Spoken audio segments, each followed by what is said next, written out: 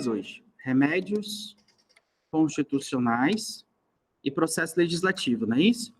Aí, Igor, me corrija se eu estiver errado, tá bom? Por favor. Mas acho que é isso mesmo, né? Aí. Vamos lá. Primeiro, eu queria que vocês entendessem o seguinte. Na aula passada, eu comentei com vocês sobre a estrutura do direito constitucional. Existe uma classificação muito básica que todos nós precisamos aprender, e eu tenho certeza que todos nós aqui já somos bacharéis nessa matéria, porque isso a gente deu lá em Constitucional 1, que é a classificação das constituições. Então, olha só que interessante. Se perguntar para você, a nossa Constituição, ela é formal ou material? Formal. A nossa Constituição é escrita ou não escrita? Escrita. Ela é outorgada ou promulgada? Promulgada. Classificações em geral. Ela é rígida, semirrígida, flexível? Ela é rígida. Só que tem uma classificação que é perguntado se ela é dirigente ou garantista. É uma classificação muito comum. Todas as constituições, ou elas são garantistas, ou elas são dirigentes. Olha só que curioso. A maioria dos alunos respondem que é garantista. Por quê? Porque vai dizer, garante os direitos sociais, garante os direitos fundamentais, parará, parará. É verdade, garante. Só que a nossa Constituição de 88, ela deixou de ser, presta atenção, as nossas constituições eram garantistas.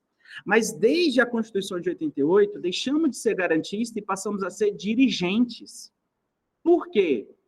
Porque dirigente significa que a Constituição não apenas garante, mas ela direciona, ela dirige, ela fala como tem que ser. Por exemplo, e aí tem a ver com a nossa matéria aqui. Qual é um dos pilares da Constituição Federal? Garantir direitos fundamentais. A gente falou isso na aula passada. O que são direitos fundamentais? São direitos essenciais para uma vida digna. Educação, liberdade, vida, moradia, transporte, um monte. Tem aquela lista medonha, artigo 5º, artigo 6º, tudo aquilo é direito fundamental. Só que não basta, presta atenção no que eu estou falando aqui, ó, não basta garantir, é preciso ter os meios para que isso realmente aconteça. E se for violado, precisa ter um remédio. Ou seja, se o meu direito fundamental foi ferido, eu preciso de um remédio, eu preciso da cura. Por isso, a importância de você estudar direitos fundamentais e, ao mesmo tempo, remédios constitucionais. Então, a nossa Constituição, ela não apenas garante, mas ela vai dirigir. E, portanto, os remédios constitucionais é fruto dessa ideia da nossa Constituição. Então, vamos lá. Quais são os remédios constitucionais, né, mais conhecidos, digamos, né, que vocês mais ouvem falar? Habeas corpus,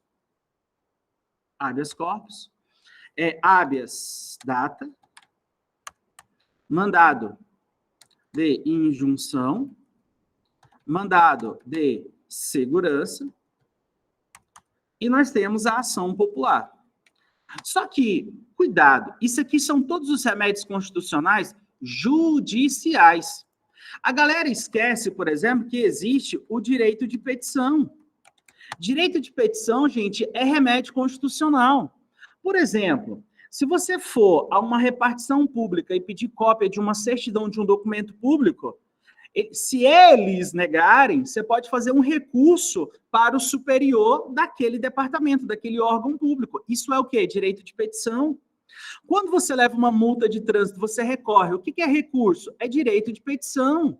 Então, direito de petição é um remédio constitucional, embora não seja o quê, por favor? Judicial, tá bom?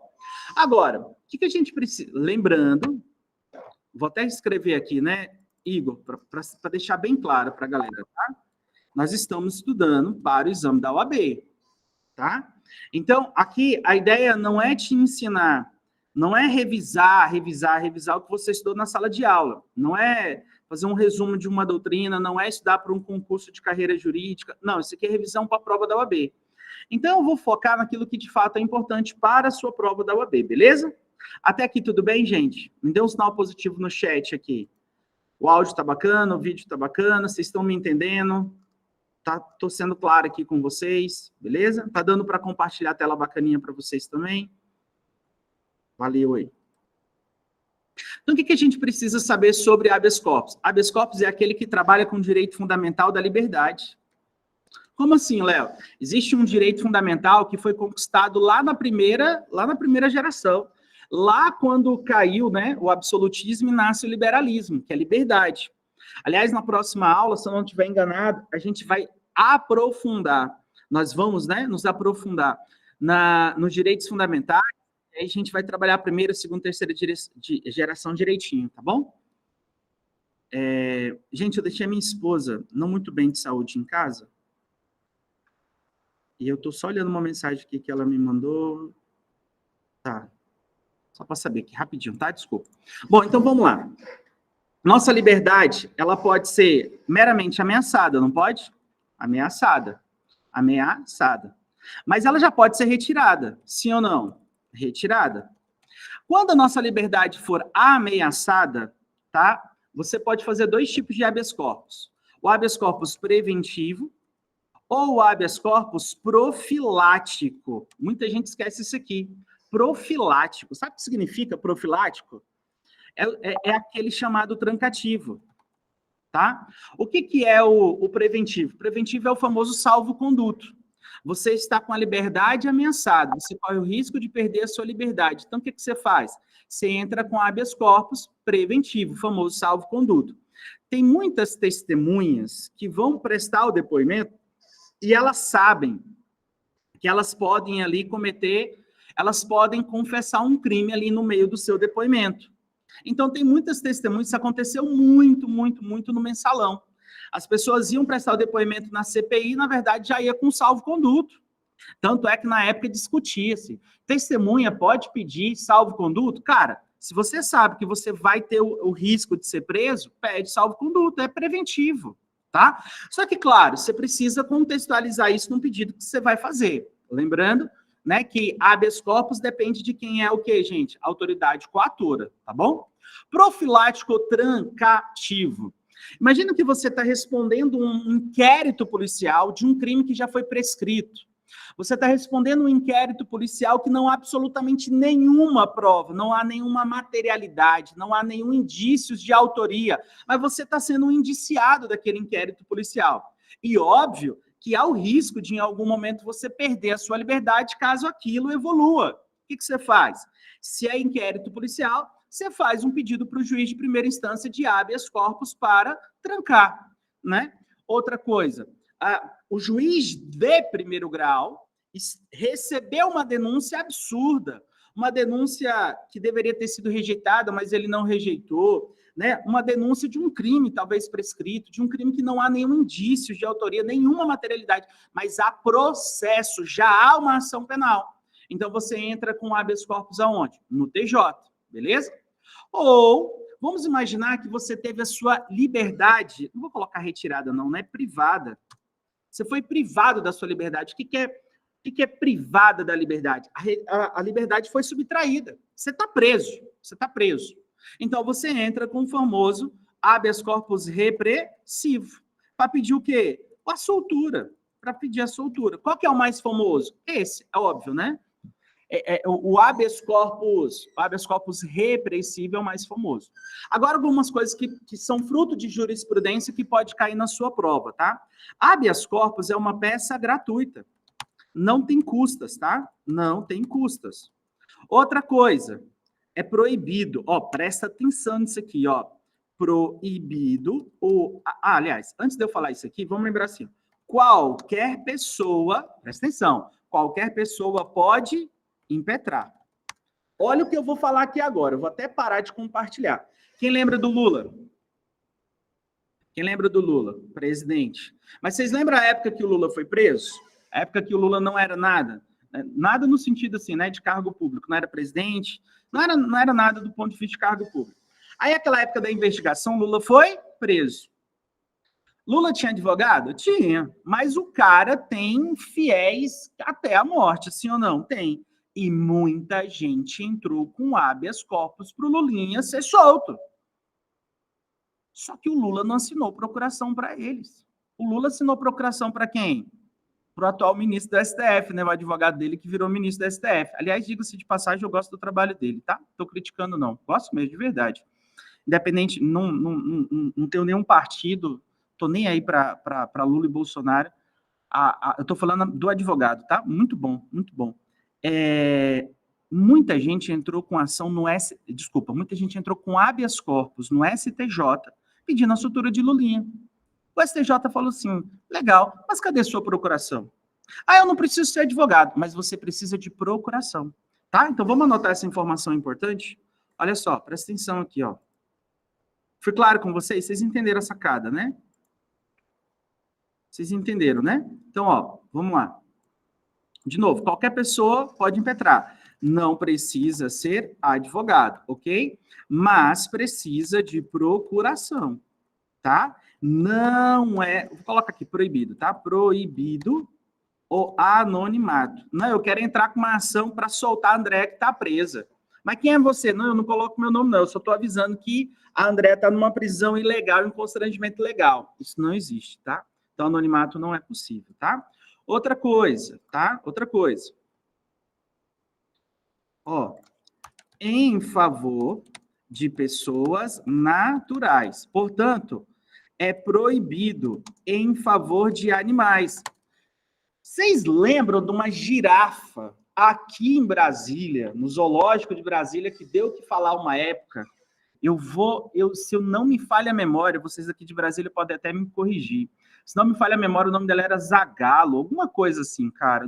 Mas enfim, entraram certa vez com habeas corpus em favor de uma girafa, também já entraram com habeas corpus em favor de macacos.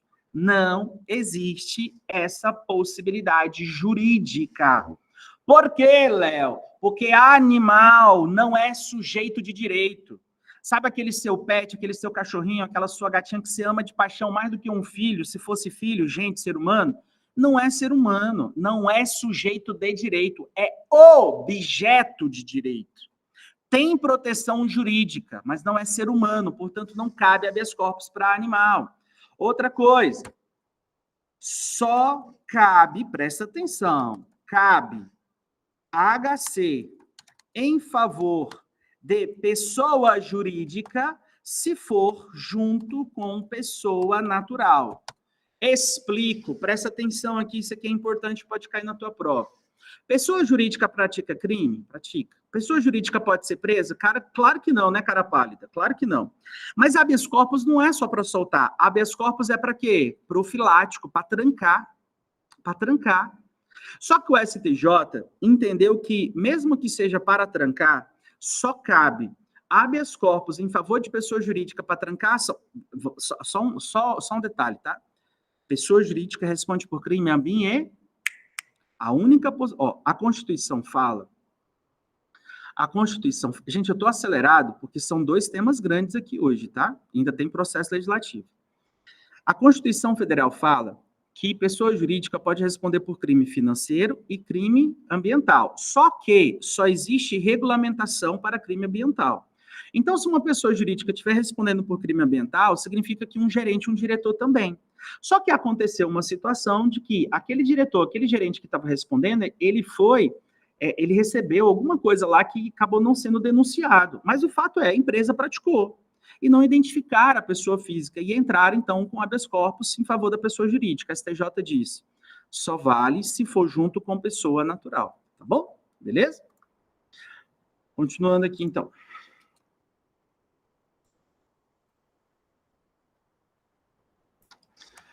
Cuidado, tá? Se for militar, tá? Apenas se for contra alguma ilegalidade, tá? Normalmente ilegalidade processual, tá? Ilegalidade. Ou seja, prisão ilegal, tá? Apenas se for prisão ilegal. Por exemplo, tem prisões que são legais, gente, né? Tá ali cumprindo um processo, é uma sentença normal, tal. Mas se contraria o Código de Processo Penal Militar, se contraria o Código Penal Militar, aí sim caberia, tá? Em geral, não. Outra coisa, acho que já caiu na prova do AB, não cabe habeas corpus se a pena for exclusivamente de multa. Exclusivamente. Por quê? um crime que você está respondendo por um crime, que a pena é exclusivamente de multa, significa que a sua liberdade nunca estará o quê, gente? Ameaçada. Porque você é condenado. Qual é a tua pena? A tua pena é multa. Ah, mas se você não pagar? Cara, se você não pagar a pena de multa, presa que você não vai ser. Faz sentido? Tá bom? Habeas data. Habeas data, gente, é para você ter acesso à informação ou retificar uma informação, tá? Em algum banco de dados, beleza?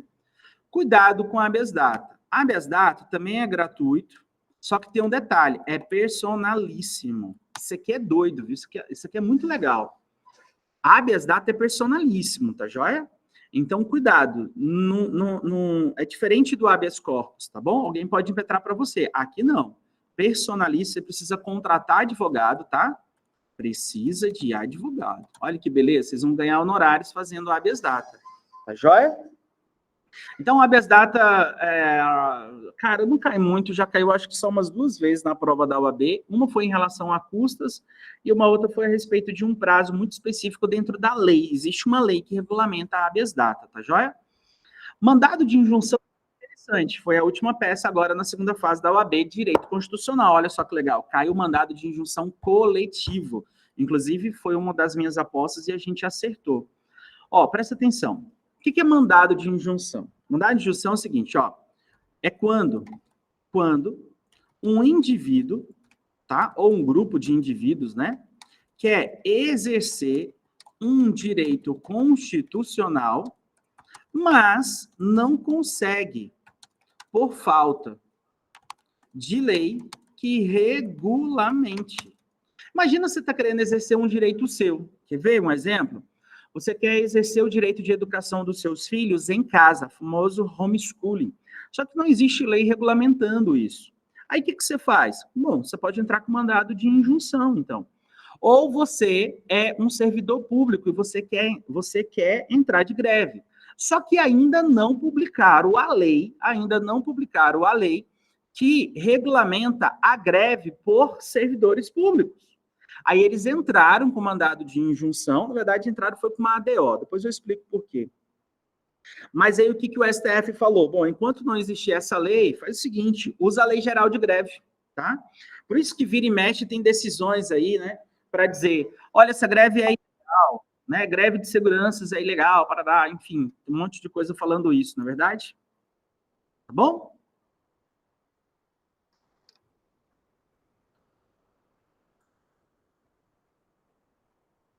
Só mudou de tela aqui, só um minutinho. Bom, só que mandado de injunção, cuidado com a competência, tá? Porque depende do órgão que deveria ter regulamentado. Por exemplo, quem deveria ter regulamentado era o presidente, então é o STF, era o Congresso Nacional, então é o STF. Não, gente, era na verdade o governador, então é o TJ daquele estado, entende? Ou em alguns casos o STJ. Então, só toma cuidado em relação à competência, tá bom? Ó, legitimidade, tá? Depende. Individual ou coletivo. Presta atenção, isso aqui cai em prova. Individual é o próprio indivíduo, tá? Mas precisa de advogado, beleza? Ok, então Leléu aqui tá querendo exercer um direito que não pode, porque não tem lei que regulamente. Então eu procuro um advogado, impetro mandado de injunção em meu nome, é Leléu, tá bom? Agora, imagina que você pertence a um grupo, a um sindicato, a uma classe, enfim, e você quer entrar com um mandado de injunção. Então, o que você faz? Mandado de injunção, gente, pode, presta atenção, quem pode, ó, a associação que esteja constituída há mais de um ano. Então, a associação dos pais que perderam os filhos em acidente de avião. Por alguma razão, eles estão querendo exercer algum direito que não está regulamentado em lei. Então, essa associação pode ir lá e entrar com uma ação, mas precisa cumprir esse requisito mínimo, tá? Querendo... Só um minutinho. Desculpa, gente. O professor também espirra. Aí, o que acontece? A jurisprudência, essa não é a regra legal é 1 ano. Mas há jurisprudência que fala que se for uma questão de ordem pública, uma questão assim iminente, uma questão urgente, uma questão grave, pode ser feito a menos de 1 ano, só que o juiz teria que aceitar essa possibilidade, tá? E não é muito fácil não, beleza? Mas a regra da Constituição é associação a menos de 1 ano, tá joia? Você também pode ser sindicato, né? Sindicato ou conselho de classe, tá? Agora, o que mais? Partido político com representação no Congresso Nacional. Ponto. São só esses 3, tá? Com um detalhe. Escuta.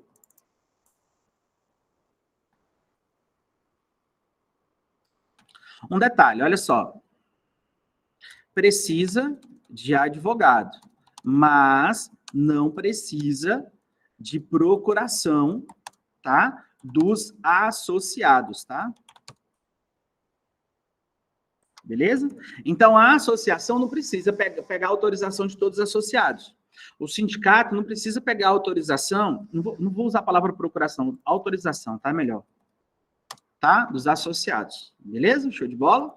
Então, toma cuidado com o mandado de injunção nesse sentido. Existe ele individual, existe ele coletivo. Mandado de segurança é um remédio constitucional quando um direito seu, um direito fundamental, um direito líquido e certo foi violado. Léo, o que é um direito líquido e certo? Gente, direito líquido e certo é um direito assim cabal. Não precisa de audiência para provar aquele fato. Você já tem o fato comprovado. Vou te dar um exemplo aqui, ó. Imagina que você fez um concurso público e você ficou em 10º lugar. Aí abriram 10, 11 vagas, sei lá, abriram 10 vagas, tá? O fato é, o 12º, o 11º foi chamado. Aliás, isso aconteceu aqui no Senado. Acho que o concurso de 2008 do Senado, se não me falha a memória. Lá no concurso do Senado de 2008, teve um cara que passou em 22º e o cara foi chamado. Só que umas 10 pessoas na frente dele não tinham sido chamadas. Adivinha? Todos eles entraram com mandado de segurança individual, porque o direito não socorre a quem dorme, né? A não ser que eles tivessem constituído uma associação, tivesse 1 ano, entraria com mandado de segurança coletivo.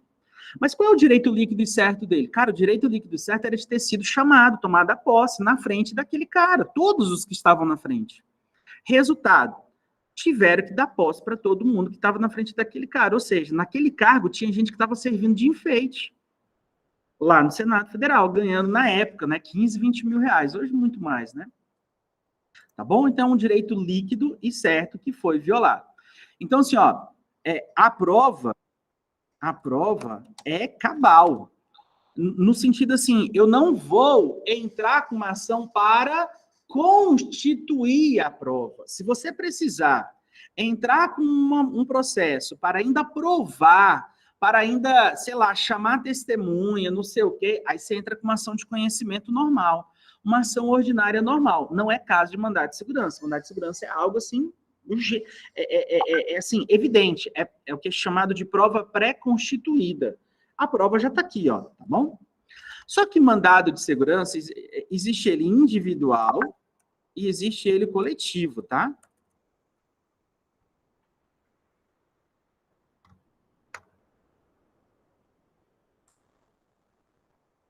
O que é o individual? Individual você já sabe, né? E a competência depende da autoridade coatora.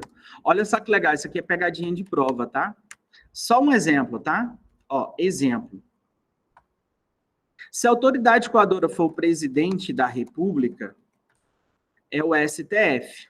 Isso aqui é pegadinha, tá? Mas se for ministro, né? Ministro de Estado, né? Sei lá, o ministro da Economia ou algo do tipo. Olha só que engraçado. Se o presidente da República pratica um crime, quem julga é o STF. Se o ministro de Estado pratica um crime, quem julga é o STF, beleza? Mas agora vamos falar de mandado de segurança. Se o presidente da República é autoridade coatora, quem julga é o STF. Mas, se a autoridade coatora for um ministro de Estado, quem julga, senhoras e senhores, é o STJ. Isso cai muito em prova. Isso cai muito em prova. Isso aqui é uma pegadinha boa, tá bom? Léo, e coletivo? Coletivo, só esses 3 aqui, tá? Ah, gente, perdão. Eu cometi uma omissão aqui, ó, tá? Acabei de lembrar, presta atenção aqui, ó, voltei para o mandado de injunção coletiva, tá? MP mais Defensoria Pública, tá? Agora que eu fui ver aqui a minha omissão, 1000 perdões, tá? Então, registra essa informação aí, ó. Quem tem legitimidade no mandado de injunção coletivo? MP, Defensoria Pública, partido político com representação no Congresso Nacional, sindicato, conselho de classe, associação que esteja constituída há mais de um ano, beleza? Agora, qual é a diferença entre a legitimidade coletiva do mandado de injunção e do mandado de segurança? É que o MP e a Defensoria Pública não têm legitimidade no mandado de segurança coletivo, só no mandado de injunção. Fechou? Tá bom? Outra coisa interessante aqui, ó. O impetrante pode desistir a qualquer momento, mesmo depois da sentença, sem autorização, né, sem consentimento da autoridade coatora, tá? Isso aqui já caiu em provas também. Fiquem ligados nisso aqui, tá? E tem custas. Tá bom? Ok? E ação popular, Léo? Cara, a ação popular, ela visa anular um ato, tá? Anular um ato ilegal, tá? Anular um ato. Anular. E professor ignorante. Anular um ato ilegal. O exemplo mais próximo para vocês lembrarem, né? É o exemplo da época que a Dilma tentou nomear o ex-presidente Lula, da época, como ministro dele, para ele fugir das investigações lá do Petrolão. Lembra lá do Sérgio Moro, de Curitiba? Naquela época, havia ali um pano de fundo que era um desvio de quê? De finalidade. A ideia não era porque o Lula era competente para ser ministro dela, não. Era para beneficiá-lo, para ele não ser julgado tão rapidamente ali pela primeira instância, e, portanto, ele teria foro por prerrogativa de função no STF. Um advogado percebeu isso e entrou com uma ação popular na Justiça Federal. Primeira instância. Por quê? Ação popular não há foro por prerrogativa de função, ou seja, primeira instância. Estadual ou federal, né? Aí vai depender da situação, mas é primeira instância, tá? Mas há uma exceção. Aconteceu certa vez, olha só que curioso, isso não está na lei, é jurisprudência, tá? Uma vez, tem um negócio ali no extremo norte, onde é que fica Serra Leoa, hein? Pesquisa aí para mim onde é que fica Serra Leoa. Rondônia, Amapá, não lembro. Acho que é Serra Leoa. Não vou lembrar. Tem uma região ali no norte que o presidente da época, Lula, antes, lá nos primeiros mandatos do Lula, o Lula tinha dado uma decisão que tinha prejudicado os índios de uma determinada região ali. Aí, um senador daquele estado resolveu entrar com uma ação para anular o ato do presidente da República. Aí, meu amigo, era senador. Senador representa quem? Estado. Contra quem? Presidente da República. Presidente da República representa quem? União. O juiz de primeira instância recebeu aquela demanda e falou assim, rapaz, você tá doido? Não, eu não passei para juiz para jogar esse tipo de processo, não. Um senador contra um presidente, um Estado contra a União, não, isso aqui não... Tem alguma coisa errada aqui. Rapaz, o juiz foi inteligente, suscitou ali uma exceção de competência, falou que não tinha competência para aquilo, mandou lá para cima e chegou ao STF. O STF falou, nesses casos, nós temos um ente federativo contra outro ente federativo. O ente federativo Estado contra o ente federativo União. Resultado, o STF falou que nesses casos Nesses casos, quem julga é o STF. Então, qual é a exceção? Quando houver ente federativo contra ente federativo, tá? Beleza? Detalhe curioso. Quem tem legitimidade? Cidadão. Cidadão. Cidadão, ele precisa ter o quê? Título de eleitor. Título de eleitor você pode tirar a partir dos 16 anos. 16 anos é personalíssimo, não precisa ser assistido pelos pais. Isso aqui já caiu em prova, tá bom? Por fim, custas só se houver má-fé. O cara entrou com ação, mas entrou de má-fé, tá bom? Somente nesses casos. Aí, direito de petição, gente, é um mundo que se abre porque é via administrativa, combinado? Bom, vou me esforçar aqui para ver o que eu consigo falar para vocês sobre processo legislativo, tá?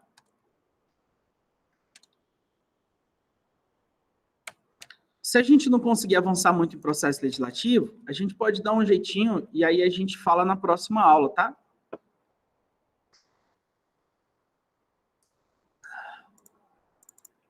Primeiro, vocês precisam saber quais são... Primeiro, conceito, né? Vamos lá, né? O que é conceito? Isso aqui é um conjunto de atos, né? De atos pelo legislativo para criar uma o quê? Uma lei, é isso mesmo. Só que a gente precisa lembrar que há várias espécies. Tá onde? Tá lá no artigo 59 da Constituição Federal. Nós temos emendas a constituições, nós temos medidas provisórias, nós temos LO e LC, ou seja, lei ordinária, lei complementar, nós temos resolução, nós temos decreto legislativo e nós temos leis delegadas. Tá? Cuidado.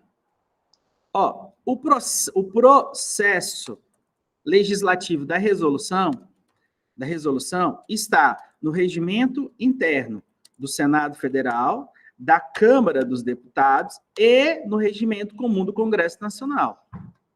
Decreto legislativo está no regimento interno do Congresso Nacional. Leis delegadas está na Constituição Federal e no regimento interno do Congresso Nacional, tá bom? Constituição Federal. Emenda a gente sabe. Constituição Federal, medida aqui, ó. Artigo 60.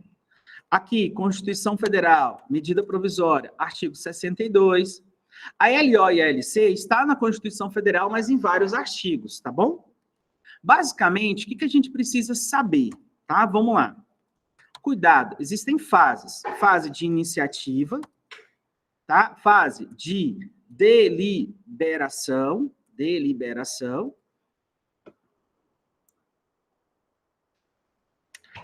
Deixa eu só arrumar isso aqui, gente, para o formato aqui não ficar estranho, tá? As fases, tá? Iniciativa, deliberação e a fase complementar. A fase iniciativa é o pontapé. Como assim? Primeiro, quem pode escrever o projeto de lei e onde vai tramitar o projeto de lei. Como assim? Olha só que interessante. Quem pode escrever? Tem matérias que o presidente da República não pode. Tem matérias que um senador não pode. Tem matérias que um deputado não pode. Então, você precisa levar em consideração quem pode escrever sobre aquele tema. Segundo ponto, onde vai tramitar? Então, tem temas que devem correr aonde? No Congresso Nacional, sob pena da lei ser inconstitucional. Por exemplo, é uma lei sobre direito penal. Gente, tem que ser Congresso Nacional, artigo 22, inciso 1. Porque se uma lei penal correr numa Assembleia Legislativa de um estado qualquer, ainda que essa lei seja boa, vai acontecer o quê? A inconstitucionalidade formal dessa lei. Então, a iniciativa é sobre isso, tá? A iniciativa. Quem pode escrever o projeto de lei? Por quê? Existem iniciativas que são privativas. Algumas são concorrentes e outras são o quê, por favor? Comum. Privativa. Tem tema que é só do presidente, tem tema que é só do STF, tem tema que é só do Senado, tem tema que é só da Câmara. Privativo. Tem tema que será tanto do presidente quanto, por exemplo, do Procurador-Geral da República. É concorrente, os dois juntos. Ou um ou outro, né? É concorrente ou um ou outro, não é que os dois têm que assinar, tá bom? Agora, tem tema que é comum. É casos até de iniciativa popular, por exemplo. Mas é comum, então qualquer um pode, presidente, um senador, uma comissão do Senado, o STF, qualquer um pode, é comum. Beleza? Agora, onde? Depende do ente federativo. Se é da União, né, vai ser lá ou no Senado ou na Câmara dos Deputados. Lembra disso? Casa iniciadora, casa o quê, gente? Revisora, tá? Agora, estados, né, barra DF, vai ser nas assembleias legislativas, né? Ou Câmara, né, que aqui a gente chama diferente, né? Aqui é Câmara Legislativa do DF, não é isso? Agora, se a competência é do município, a competência do município também é do DF, mesma coisa, será Câmara dos Vereadores ou Câmara Legislativa do DF, né? Aqui em cima também, DF, tá? Só o DF que tem esse nome diferente, tá? Bacana? É isso. Agora, deliberação é o seguinte, vão discutir, vão votar, e votação, aí depende, tá? O quórum. O quórum, aí depende. Se for lei ordinária, maioria relativa. Maioria relativa. Se for lei complementar, maioria absoluta. Se for emenda à Constituição, aí a gente já é 3/5, tá? E lembrando, né, do trâmite, né? Eu tô falando só do quórum de aprovação, beleza? Medida provisória, Léo. Cara, medida provisória tem natureza de LO, tá bom? Decretos legislativos, resoluções, aí é maioria absoluta também, tá joia? E o que mais? Aqui vai para o veto ou sanção do presidente, tá? Lembrando, eu vou colocar aqui separado, tá?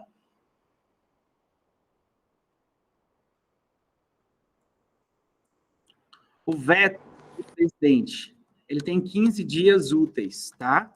Precisa ser expresso. Esse veto pode ser político ou esse veto pode ser jurídico. Jurídico porque é inconstitucional, tá? Político porque vai contra o interesse público. Beleza? Agora, o presidente pode sancionar 15 dias úteis. Pode ser tácito, apenas perde o prazo, né? Tácito no silêncio. Ou pode ser o quê? Expresso, beleza? E, por fim, a promulgação. Promulgação, gente, é o dia que nasce a lei. É como se fosse a certidão de nascimento de uma lei. É o dia da promulgação, tá bom? Ó, cuidado, cada espécie legislativa tem uma promulgação diferente, tá? Por exemplo, ó, promulgação de LO, LC, é feita pelo presidente da República, tá? Agora, promulgação de emenda à Constituição é feito pela mesa do Senado mais mesa da Câmara. Gente, quantos parlamentares compõem a mesa do Senado? 7 senadores. Quantos parlamentares compõem a mesa da Câmara dos Deputados? 7 deputados, ou seja, o total, quem vai assinar a promulgação de uma emenda são 14 parlamentares, tá joia? Então, depende, tá bom? Lembrando que medida provisória, ela se transforma em lei ordinária. Se foi com alteração, vai para o presidente. Se não tiver alteração, Léo, aí pode ser feito pela própria mesa do Congresso, tá joia? Mas essas são as fases, ok? Agora volta para cá. O que a gente precisa saber sobre as emendas? Emendas, a gente precisa saber o seguinte, ó, o trâmite. O trâmite são 2 turnos em cada casa. E não importa a casa iniciadora. tá? Se começou no Senado, o Senado é iniciador, 2 turnos, tá? Beleza? Qual é o quórum, Léo? Pelo menos 3/5 em cada turno, tá, gente? Em cada turno. Então, são 2 turnos dentro do Senado. Cada turno, cada votação, 3/5. São 2 turnos na Câmara. Tem que ser 3/5, não pode mudar isso, beleza? Cuidado! Existem as famosas cláusulas pétreas. Porque cláusula pétrea significa que nem pode ser projeto de emenda sobre abolição.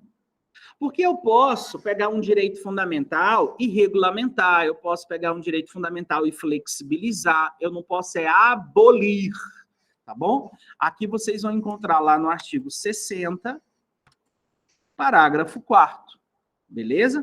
Onde vai falar, né, do voto, que deve se manter ali secreto, periódico, universal. Lembrando, voto obrigatório não é cláusula pétrea, só que ninguém tem interesse em mudar.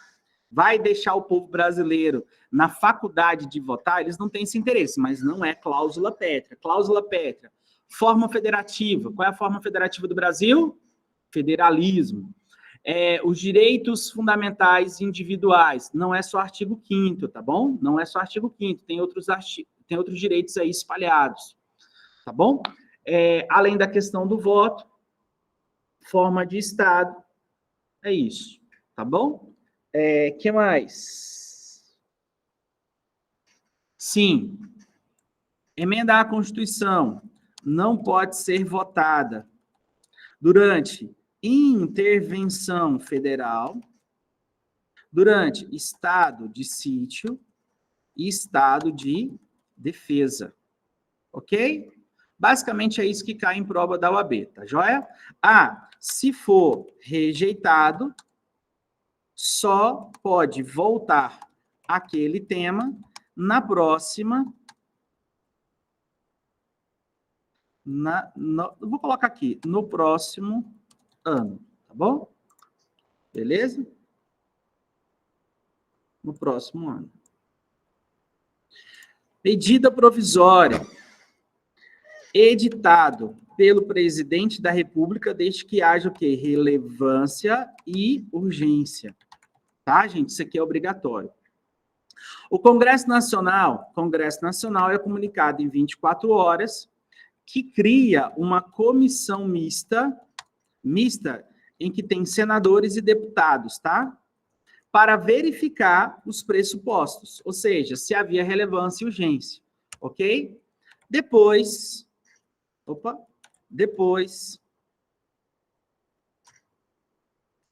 ganha trâmite de lei ordinária. Beleza? Aí, cuidado com o prazo. Porque, prazo é importante. Precisa ser convertida em lei ordinária, senão perderá o efeito, certo? Perde o efeito. Qual é o prazo? 60 mais 60. Significa que o prazo máximo de uma medida provisória é 120? Não!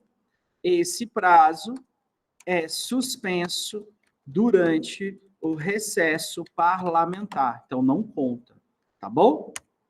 Outra coisa interessante.